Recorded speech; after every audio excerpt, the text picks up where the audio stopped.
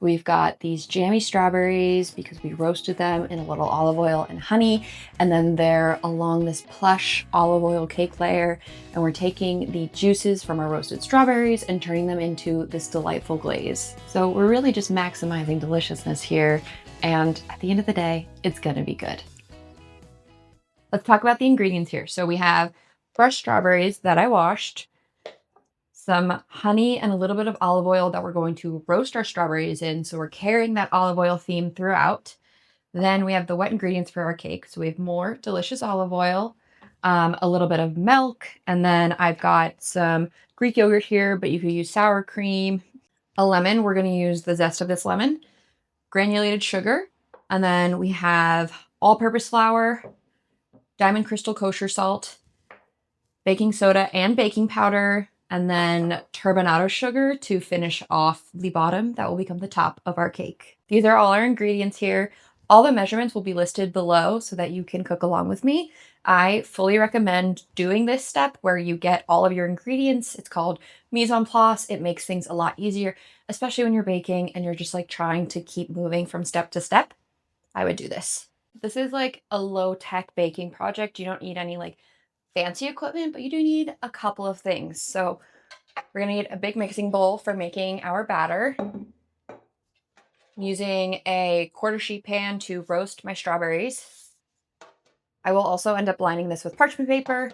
I have a 9-inch cake tin. I will also be lining this with parchment paper. I have a massive, just get a massive thing of parchment paper from Costco. It'll save you. Then I have a whisk. This is what we're going to use to mix the wet ingredients. Once we get into the dry ingredients, we will be folding with a spatula. I'll talk about why. Then we have our microplane or zester to get all of that deliciousness from our lemon. And of course, a knife. This is going to help us cut our strawberries. That was a dumb thing to say. Measuring equipment. I have this recipe in both grams and like, what is it, empirical American measurements, cups, tablespoons, and things. Grams, so much easier, guys. It is less work to use a kitchen scale because you don't need as many measuring utensils. I highly recommend this. It's linked down below. I'm going to slice our strawberries, and while I do that, I'm going to talk to you about why this recipe is so good and a couple of different swaps you can make. So like I mentioned when I was going over the ingredients, if you want to use Greek yogurt or sour cream, they're pretty interchangeable. The only difference will be in the richness of your end product. So naturally, sour cream is higher fat than Greek yogurt typically is. And so using sour cream will result in a more rich cake versus if you're using a Greek yogurt or like a lower fat Greek yogurt, it will be a little less rich. So I like adding in these types of swaps because you cook with what's in your fridge, not necessarily what's in the recipe. And I usually have Greek yogurt. I don't always have sour cream, but if I did, I would like to be able to use it. So the second area where you have some swap options is actually in the fruit. I'm developing this with strawberries and we'll talk a little bit about why. But if you wanted to sub in like another high moisture fruit, like a stone fruit, a cherry, a nectarine, a plum, all of the same principles apply here and it's going to work really beautifully. Just use whatever in season or, whatever you're craving. I like to try and cook seasonally, but sometimes my cravings don't always align with that, which is why this cake is so good. So when we roast the strawberry, we're tackling two problems. Number one, the fact that strawberries are really wet. And a lot of strawberry cake recipes, and specifically a lot of strawberry upside down cake recipes, suffer from this like intense amount of moisture coming out of the strawberries while you bake the cake. And then you're trying to get the cake to fully cook. So it gets these like different textures where you've kind of got this overcooked cake, this undercooked top layer where the strawberries are sitting, and it doesn't end up like in the best form that it could be. So we're going to roast these strawberries, which is kind of the equivalent of like pre-cooking your pie filling, right? We're going to make sure we're taking out as much moisture as possible. But in this case, we're actually enhancing the flavor as we roast because we've got that honey and that olive oil. And so we're bringing some sweetness and a little bit of like floral fruity notes, as well as, again, concentrating the flavor of the strawberry. While it is not quite strawberry season where I live, these strawberries are still going to taste really delicious because of the smart choices we're making. Another thing that I really love about this cake is we're using olive oil as the main source of fat, which is my preferred method of making like a snacking or a counter cake, as I like to call them, because olive oil and oils in general are liquid at room temperature as opposed to butter, which is a solid. And the reason that matters is because it changes the texture of your cake. So like if you've ever had like a cold slice of cake, it can have like a really dense crumb. And sometimes that's a good thing, and sometimes it's not. When it comes to cakes that I'm like just kind of grabbing with a cup of coffee, I want them to be plush and fluffy at all temperatures. And that's where an oil-based cake comes into play. I'm just slicing my strawberries into like thirds. They're not super thick, they're not super thin. We're just trying to get them a little uniform. When you're baking something, you want it to be like similar shapes and sizes so everything cooks at the same time. Okay, so we have our honey and our olive oil in here. So we're just gonna, and the oil goes first. And I put them in together so that the oil can help this honey come out because sticky things are notoriously difficult to measure and pour.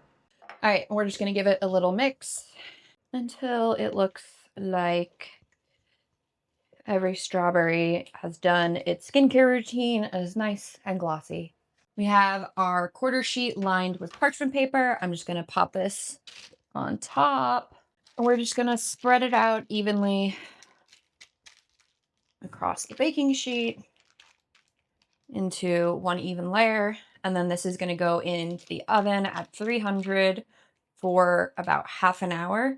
I just almost cracked an egg without having the camera or the audio on, and that would have been devastating for me personally and perhaps for you.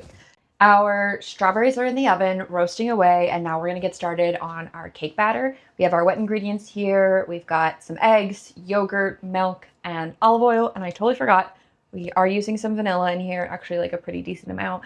I'm using vanilla bean paste because I have this massive container that I got at Costco. But in this cake specifically, because it's kind of got that like beautiful rustic look, I really want the vanilla bean flecks in there. So I will be using this vanilla paste, but use what you have in your kitchen or what your heart tells you to. I'm gonna crack this egg. I'm gonna try and do it one-handed. It's my first time cracking an egg for you. This is very intimate and I will do my best not to disappoint, but you know, beginners, bad luck. It feels like a hard egg. Okay, one piece of shell, and honestly, you probably couldn't see it, so I didn't have to tell you that, but I did because we're building this relationship off of honesty.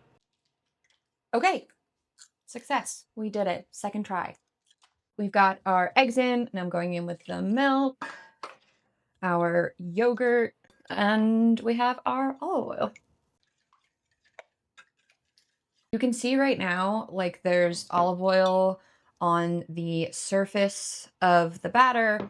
It's not like one singular entity. You can see the distinct parts. And so what you're looking to get is something more like this. It's like that butter yellow. It is very clearly like one texture. And that means that you've mixed this successfully. I have our granulated sugar in here. I have a lemon and I have my microplane. So what we're going to do, you've probably seen this before, but to remind you, when we are microplaning citrus, you actually want to do it this way as opposed to just like this, because it's really easy to get carried away and grind too much of the lemon, and then you get some of the white part, which is the pith. It's bitter. We don't really want to eat that. And so when you do it like this, you have a lot more control. And it looks a little silly and it doesn't feel as nice perchance, but it is the way. We have our lemon zest in our granulated sugar. And the reason we're doing this is because we're actually going to rub the lemon zest and the sugar in between our fingers. This is going to break down the oils that are in the lemon zest and make it a much more fragrant participant in our cake batter. It's very fragrant. The sugar is actually taken on a little bit of a yellow hue because we've mixed the lemon zest in well enough. And now we can add it back to our wet mixture. I keep almost forgetting the vanilla, and that would be honestly catastrophic for me personally, but also for this cake. We're doing like a tablespoon. Oh, it smells like vanilla and lemon. My oven's starting to smell like strawberry, and this is starting to become very, very exciting. We can just dump all of our dry ingredients in because this is not a very fussy cake. We've got our all-purpose flour, baking soda, and baking powder. We have some diamond crystal kosher salt. So now we're folding instead of whisking. And the reason we're doing this is because we don't want to overwork the batter because then we will start to develop gluten, which makes a tough, dense cake, which isn't what we want. What you really care about is looking for pockets. Oh, I see. I'm so dumb. Guys, why didn't you tell me? What we really care about are looking for pockets of dry flour. Okay, and so our batter is ready. This can just hang out while we wait for our strawberries to be finished. Our strawberries have darkened a little in color, and then we've got a bunch of liquid that has come off the strawberries, and we're actually going to save that to make a little glaze at the end. It's a roasted strawberry glaze, if you will. You can just fish out any strawberries that happen to go along with it. Like, I could have done this with a strainer, but that seemed like way more work. So now we have our roasted strawberries, our roasted strawberry jus, and we're going to use that to make a glaze later. Okay, we're ready to our simpler cake, which is very exciting. I have, again, a 9-inch cake pan, and I'm going to just drizzle some olive oil on here and brush it around to grease my pan. Also, isn't this olive oil so cute with a little pour spout? Okay, so we do like a little bit of this. I feel like I have like maybe just under a tablespoon in here, and then I'm just going to brush it around the bottom and the sides. You could use, if you don't have a pastry brush, like a paper towel to do this. Beautiful. Now we have our turbinado sugar, which is very fun, and my oven is preheated. By the way, move your oven to 350 while you assemble everything. And because we've just been baking at 300 for half an hour, it's going to happen really quick. Which is great because waiting for your oven to preheat when you have something delicious to make sucks. So our cake tin's prepared. We have our turbinado sugar, which is like this coarse, crunchy sugar. And it's going to do just that. It's going to bring a little sparkle, a little sweetness, a little texture to the cake. So we have the sides and the bottom oiled. So we're going to sprinkle this all around the cake tin. And it'll stick a little to the sides.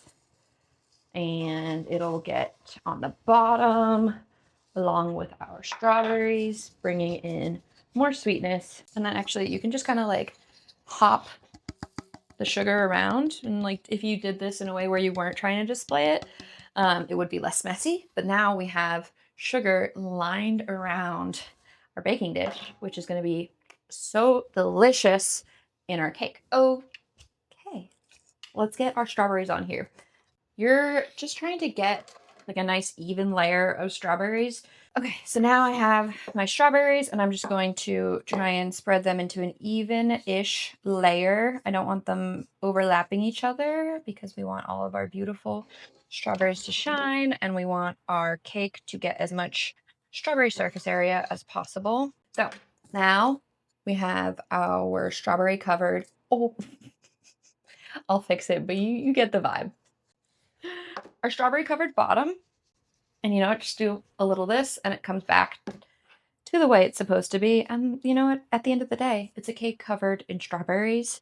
If they're a little off-centered, I don't think anybody's really going to complain. I think you'll find the longer we cook together, the more you'll see, like, I'm a cook of convenience. And I think that's really important as a home cook to make things that are beautiful, are delicious, are sometimes complicated, but work with what you've got and what mood you're in, because you never know what you're going to come to the table with on a day in a home kitchen. We have our batter, we have our strawberries. We're going to combine everything. Doesn't need to be perfect. And there she blows. Gonna go in the oven for like 45 minutes until the internal temperature is 200 degrees. Okay, our cake looks gorgeous. It took 45 minutes on the dot. It measures 200 degrees in the center, so it should be perfectly done. I'm very excited to take it out. I usually let the cake cool in the tin for like 5 to 10 minutes and then flip it. Now we do the most important part, which is flipping the cake. Our cake has cooled a little bit, and we're going to do a couple of things to make sure we get a clean flip. We're going to take an offset spatula. You can use a butter knife, just something like kind of small, and go around the edge of the cake to release the edges. Gave ourselves a little insurance by using the parchment liner. We've got the oil in there. Okay, and now we're on to the big flip. Now you're going to take a plate. You could also do like a cutting board, something that you can grip and isn't too heavy, and it has to be bigger than the actual cake tin. because you need to be able to grab onto it while you're holding the cake tin. Okay, so we put it on top. And so because this is bigger, I can stick my hands underneath it and grab the edges of the cake tin. Also, another reason why you need to let your cake cool a little bit, because if this was still 350 degrees, that would hurt. Are you ready for the big flip? Let's do it. Some good finger strength practice for you rock climbers out there. Okay. Woo! There she goes. Because the cake is still warm, it's very tender at this stage. So I'm kind of using my offset spatula to help guide the parchment paper off. Oh, that's a beauty. I think I may need to bring you a little closer. Oh. My work surface is a Home Depot workbench, which is great because it can do this. We have our turbinado sugared, crunchy, crispy edges, the jammy strawberries on top, and the plush olive oil cake. And we'll finish it off with a roasted strawberry glaze. I have my roasted strawberry liquid here and some powdered sugar, a whisk, and a tablespoon. The amount of liquid that your strawberries expend during their time in the oven is going to be different than the amount that mine do because it's a fruit. It's natural. They're all different. So we're going to do this by texture and by visual. I'm going to go in with a tablespoon at a time of powdered sugar. I'm going to start with 3. I think we'll probably need more than that, but it's a good little start.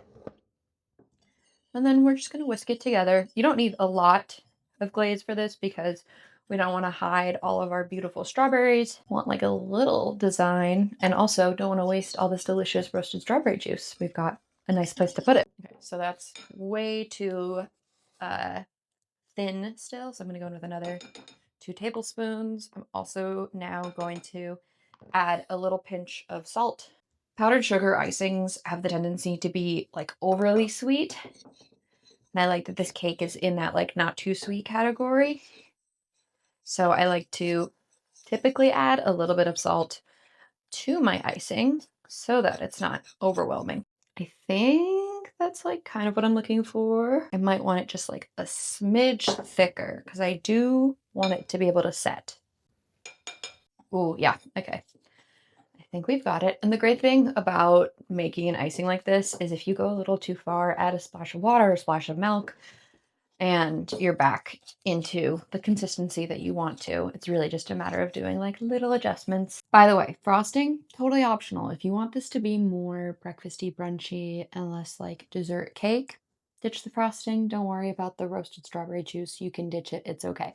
But this is very good. Okay, so I've got my ideal consistency, and then I'm literally just gonna zigzag some drizzles. And we are going for like abstract striping. This is just a little extra deliciousness on top of what's already a very good cake. Like, we really didn't need that much icing. We didn't even use it all.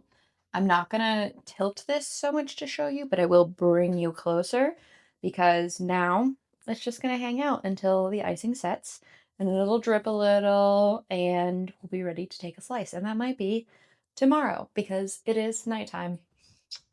Favorite kind of dessert or baking in general is anything that goes well with like a cup of coffee at 3 o'clock in the afternoon. And I have to say, this roasted strawberry olive oil upside down cake is perfect for that. So I think we should grab a slice. It's really good. The strawberries are almost like jam, but they still have enough of their like fruit shape and texture and flavor that you're eating a strawberry. Full recipe below, all of the things that I used in the video below, and I am very responsive. So give a shout if you have any questions about the recipe.